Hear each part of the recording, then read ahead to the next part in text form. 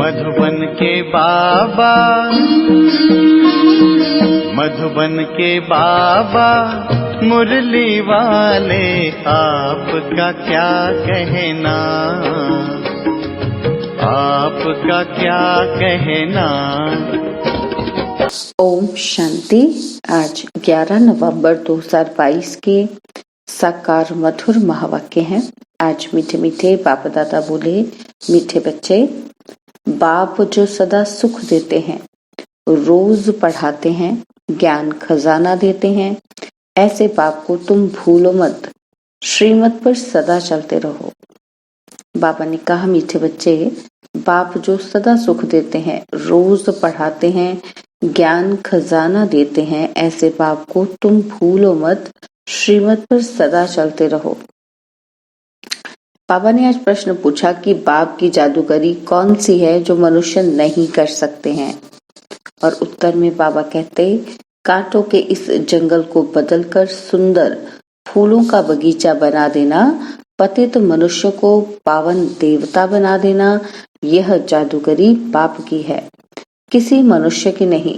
बाप ही सबसे बड़ा सोशल वर्कर है, जो पतित शरीर पतित दुनिया में आकर सारी पतित दुनिया को पावन बनाते हैं। मुरली का गीत है, बचपन के दिन भुला न देना। ओम शांति। बच्चों ने अपने लिए गीत सुना, कौन सा, कि तुम हो माता पिता के क्षीर बच्चे। बचपन में क्या होता है बच्चा, मीठा लगता है ना माँ बाप को, तो बाबा कहते तुम माता पिता के क्षीर मीठे बच्चे हो। बाप क्षीर बच्चों को कहते हैं कि मम्मा बाबा कहकर कल भूल न जाना, अगर भूले तो वर्षा गवा देंगे। परंतु बच्चे सुनते हुए भी भूल जाते हैं, तो भी बाप सहज रास्ता बताते हैं। घर बार गृहस्थ व्यवहार आदि कुछ भी छुड़ाते नहीं हैं। कहते हैं गृहस्थी हो चाहे बैचलर हो, सिर्फ श्रीमत पर चलने का पुरुषार्थ करो। ऐसे बाप को कभी भूल न जाओ। बाप उल्हना देते हैं कि कोई कोई बच्चे मम्मा पापा कहकर फिर कभी अपना समाचार भी नहीं देते हैं। बाप से स्वर्ग की बादशाही लेते हैं, फिर उनको भूल जाते हैं, और नरक की जायदाद देने वाले बाप को बहुत खुशी से चिट्ठी लिखते हैं। चिट्ठी ना आए तो माँ बाप भी मूंझ जाते हैं, सोचते हैं पता नहीं बीमार है क्या। तो बेहद का बाप भी ऐसे समझते हैं कि पता नहीं बच्चों का क्या हाल है। इंतजार होता है ना, वो लौकिक बच्चे तो दुख देने वाले भी निकल पड़ते हैं, तो भी उनसे मोह नहीं जाता। और यहाँ फिर वंडर देखो, जिस बाप को कहते हैं कि तुम माता पिता सामने भी बैठे हैं, यूं तो सब बच्चे मुरली द्वारा भी सुनेंगे। बाप जानते हैं कि नंबरवार पुरुषार्थ अनुसार कितने सपूत हैं और कितने कपूत हैं। मम्मा बाबा कहकर फिर भी छोड़ देते हैं। गीत भी कहता है कि ऐसे बाप को रोज क्यों भूल जाते हो, ऐसे बाप को रोज चिट्ठी लिखनी चाहिए। बाप भी रोज खजाना देते हैं, पढ़ाते भी हैं और प्यार भी देते हैं। बाप टीचर सतगुरु तीनों ही हैं। लौकिक बाप को तो बच्चे चिट्ठी लिखते हैं, गुरु को भी याद करते हैं, परंतु जो सदा सुख देने वाला सच्चिखंड का मालिक बनाने वाला बाप है, उनको भूल जाते हैं, चिट्ठी भी नहीं लिखते हैं। बाप को फिक्र रहता है कि क्या हुआ, माया ने मार डाला व विकार में ढकेल दिया। बाबा तो मुरली में ही बच्चों को सावधान करेंगे ना। बाबा राय देंगे कि ऐसे ऐसे अपने को बचाते रहो, क्योंकि यह है बाप का सबसे बड़ा बच्चा, सबसे आगे चल रहा है। इनके पास सब प्रकार के तूफान आदि आते हैं। महावीर हनुमान इनको ही कहेंगे। आगे रुस्तम होने के कारण माया भी रुस्तम हो पहले इनसे ही लड़ेगी। बाबा कहते हैं तुमको जो तूफान आते हैं वे पहले मुझे आएंगे। जो बाबा अनुभव भी बताते हैं, तुम कहेंगे कि बाबा आपको तूफान कैसे आएंगे, आप तो बुजुर्ग हो।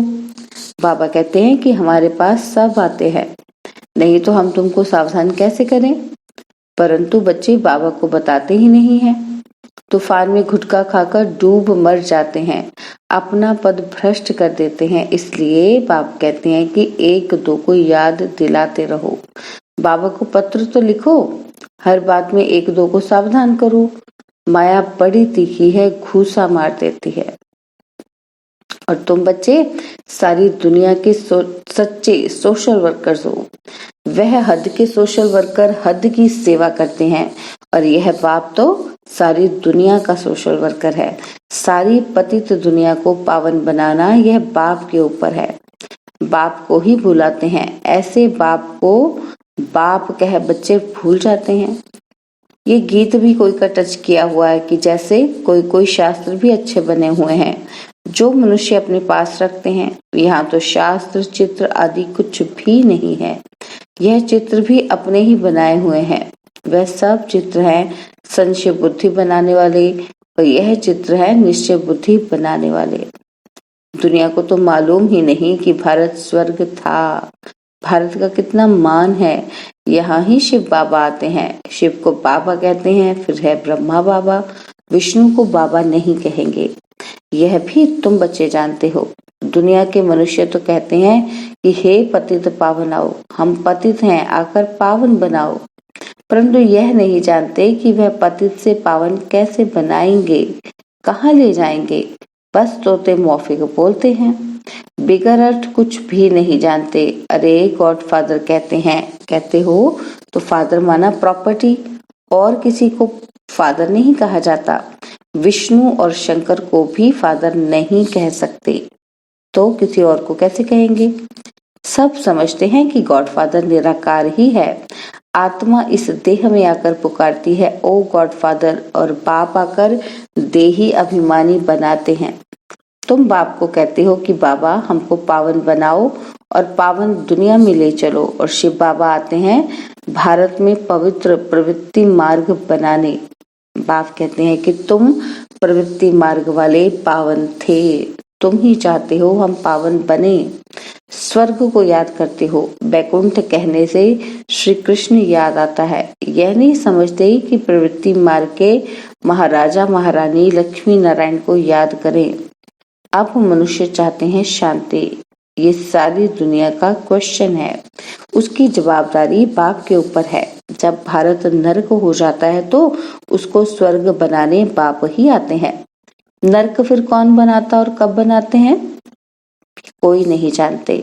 बाप कहते हैं मैं तुमको स्वर्गवासी बनाता हूँ, स्वीट वर्ड में ले जाए, फिर तुमको स्वीट बादशाही में भेज देंगे। ऐसे बाप को तो रात दिन पढ़कर पूरा वर्षा लेना चाहिए। ऐसे बाप से तो रात दिन पढ़कर पूरा वर्षा लेना चाहिए। वास्तव में रात दिन कोई पढ़ाया नहीं जाता है। बाबा कहते हैं सवेरे और रात को 1 घंटा रेगुलर पढ़ो।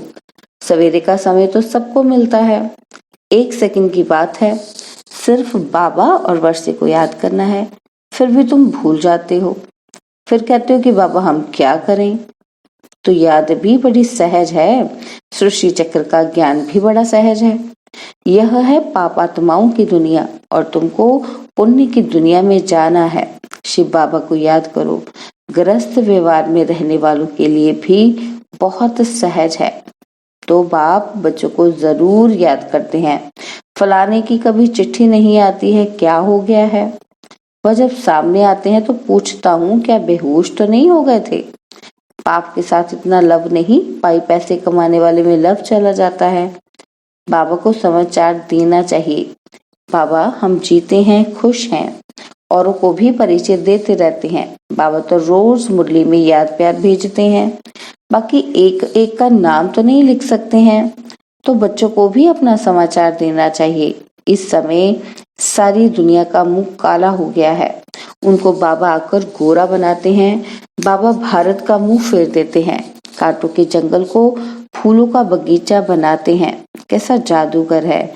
स्वर्ग के बगीचे में भारत ही होता है। वहां ये पता ही नहीं रहता कि हमारे पीछे और कौन कौन आने वाले हैं। समझते हैं बस हम ही विश्व के मालिक हैं। सत्य को कहा जाता है गार्डन ऑफ अल्लाह। फिर जंगल कोई गॉड नहीं बनाते, वह तो रावण बनाते हैं। रावण पुराना दुश्मन है जिसको कोई नहीं जानते हैं। बाबा पूछते हैं कि तुम किसकी संतान हो। बाबा हम ब्रह्मा के बच्चे हैं। शिव बाबा के पौत्रे हैं। शिव बाबा ब्रह्मा द्वारा वर्षा देते हैं, ब्रह्मा द्वारा स्वर्ग की स्थापना कर रहे हैं। तुम बाबा के बच्चे बने ही हो वर्षा लेने के लिए। बाबा कहते हैं याद रखना, भूलना नहीं। कहते हैं बाबा घड़ी घड़ी भूल जाते हैं। अरे तुमको जो नरकवासी बनाते हैं उनको याद करते हो, और जो स्वर्गवासी बनाने वाले बाप है उसको भूल जाते हो। बाप को नहीं भूलेंगे तो वर्षे को भी नहीं भूलेंगे। इस समय तो बाबा हाजिर नाजिर है, कहते भी है ना, हाजिरा हजूर, वह भी गुप्त है। ऐसे नहीं कहेंगे कि हम उनको देखते हैं। आत्मा गुप्त तो बाप भी गुप्त। आत्मा शरीर में आकर बोलती है तो मुझे भी शरीर चाहिए, नहीं तो मैं आऊं कैसे। गर्भ में आऊं तो गर्भ जेल में आना पड़े। मैं गर्भ जेल में क्यों आऊं? मैंने कौन सा गुनाह किया है? गर्भ महल तो होता है स्वर्ग में। हम स्वर्ग में आकर क्या करेंगे? स्वर्ग का मालिक तो तुम बच्चों को ही बनाता हूँ। यहाँ सम्मुख बैठकर सुनने में सबको मजा आता है और यहाँ से बाहर जाने से सब कुछ भूल जाते हैं। 21 जन्मों की रजाई लेना और साधारण प्रजा में पद पाना, फर्क तो बहुत है ना। भीड़ लोग रोटला खाते हैं, साहूकार माल खाते हैं। फर्क है मर्तबे का, परंतु दुखी तो दोनों ही होते हैं। स्वर्ग में फिर सभी सुखी होते हैं, परंतु मर्तबा नंबरवार है। हमको पुरुषार्थ करके ऊंच पद पाना है, मम्मा बाबा को फॉलो करना है। इस समय श्रीमत मिलती है तो माता पिता को फॉलो करना पड़े। माता पिता तो साकार में चाहिए, शिव बाबा को तो पुरुषार्थ करना नहीं है। मम्मा बाबा पुरुषार्थ कर 21 जन्मों का राज्य भाग्य लेते हैं। फिर जो अच्छा पुरुषार्थ करते हैं वह गद्दी पर बैठते हैं। 8 पास विद ऑनर होते हैं, उनमें आना चाहिए। उनमें नहीं तो 108 में आ जाओ। मार्जिन तो 16,108 की भी है। 16,108 की बहुत बड़ी माला होती है, उनको बैठ खींचते हैं। यह माला जपने की बात नहीं है। बाप तो कहते हैं फॉलो करो। यह ब्रह्मा बूढ़ा पढ़कर पास ही नंबर 1 में जाता है, मम्मा जवान भी नंबर 1 में जाती है। तो तुम पुरुषार्थ क्यों नहीं करते हो? गफलत क्यों करते हो? बाप को पत्र भी नहीं लिखते, याद भी नहीं करते, प्रण भी करके जाते हैं, परंतु बाहर गए खलास। हम कह भी देते हैं कि तुम बाहर जाने से भूल जाएंगे, तो कहते हैं बाबा हम नहीं भूलेंगे, फिर भूल जाते हैं। वंडर है ना। यह है बिल्कुल नई पढ़ाई जो कोई शास्त्र में नहीं है, कोई समझ ही नहीं सकते। अब बाबा ने दृष्टि दी है इस अंतिम जन्म में। बाबा सुनाते हैं, हम गीता भी पढ़ते थे, नारायण का भी पूजन करते थे और गद्दी पर भी नारायण का चित्र रखते थे, तो लक्ष्मी को कैसे मुक्त कर दिया? दुनिया वालों से बड़ा युक्ति से चलना पड़ता है। तुम भी गुप्त रीति बाबा का परिचय देते रहो कि बाप और वर्षे को याद करो। स्वर्ग के हैं देवी देवता, इसलिए लक्ष्मी नारायण का चित्र बनाया है। पहले त्रिमूर्ति नहीं डाला था क्योंकि ब्रह्मा को देख बिगड़ जाते हैं, परंतु ब्रह्मा बिगड़ काम कैसे हो? बीके बाप को नहीं देखेंगे तो काम कैसे होगा? बाप कहते हैं गीता में लिखा हुआ है, मन मना भव मध्याजी भव। चाहे मुक्ति का व जीवन मुक्ति का दोनों वर्षा मैं दे सकता हूँ और कोई नहीं। बहुत समझने की बातें हैं। अमृत वेले उठकर विचार सागर मंथन करना है जरूर। दिन में भल काम करो, परंतु अमृत वेले 4 से 5 बजे तक बैठकर याद करो तो बहुत सुख फील होगा। बाबा स्वीट होम से हम बच्चों को पढ़ाने आते हैं, फिर चले जाते हैं। कहते हैं मुझे याद करो तो खाद निकलेगी। जब सच्चा सोना बन जाएंगे तब पास विद ऑनर होंगे, और अगर ऊंच पद पाना है तो पुरुषार्थ से क्या नहीं हो सकता है। बाप फिर भी कहते हैं कि इस ईश्वरीय बचपन को नहीं भूलना। ऐसे बाप को घड़ी घड़ी याद करना चाहिए, याद से तुम कंचन बनते हो। अच्छा, मीठे मीठे सिकिलते बच्चों प्रति माता पिता बाप दादा का याद प्यार और गुड मॉर्निंग। रूहानी बाप की रूहानी बच्चों को नमस्ते। हम रूहानी बच्चों की रूहानी बाप दादा जी को दिलवा जान सिखवा प्रेम से नमस्ते। ओम शांति। प्यारे बाबा, मीठे बाबा, मेरे बाबा, शुक्रिया बाबा, शुक्रिया बाबा, शुक्रिया बाबा। धारणा के लिए मुख्य सार है, पहला पॉइंट है किसी भी प्रकार की गफलत नहीं करनी है। 1-2 को सावधान कर बाप की याद दिलाई उन्नति को पाना है। अपने ईश्वरीय बचपन को भूलना नहीं है। और दूसरा पॉइंट है माता पिता को फॉलो करते रहना है। माया के तूफानों से डरना नहीं है। अमृत वेले बाप की याद में बैठकर सुख का अनुभव करना है। बाबा ने आज वरदान दिया, दृढ़ता की शक्ति से सफलता प्राप्त करने वाले प्रयोगशाली त्रिकालदर्शी भव। दृढ़ता की शक्ति से सफलता प्राप्त करने वाले प्रयोगशाली त्रिकालदर्शी भव। बाप दादा का वरदान है कि जहां दृढ़ता है वहां सफलता है। तो दृढ़ता से कोई भी गुण व शक्ति के प्रयोग का प्रोग्राम बनाओ और पहले स्वयं में संतुष्टता का अनुभव करो। दृढ़ संकल्प हो कि मुझे करना ही है। दूसरों के अलवेलेपन का प्रभाव नहीं पड़ना चाहिए। त्रिकालदर्शीपन की स्थिति के आसन पर बैठकर जैसा समय वैसी विधि से पहले स्वयं सिद्धि स्वरूप बनो। तब प्रयोगशाली आत्माओं का पावरफुल संगठन तैयार होगा और उस संगठन की किरणें बहुत कार्य करके दिखाएंगी।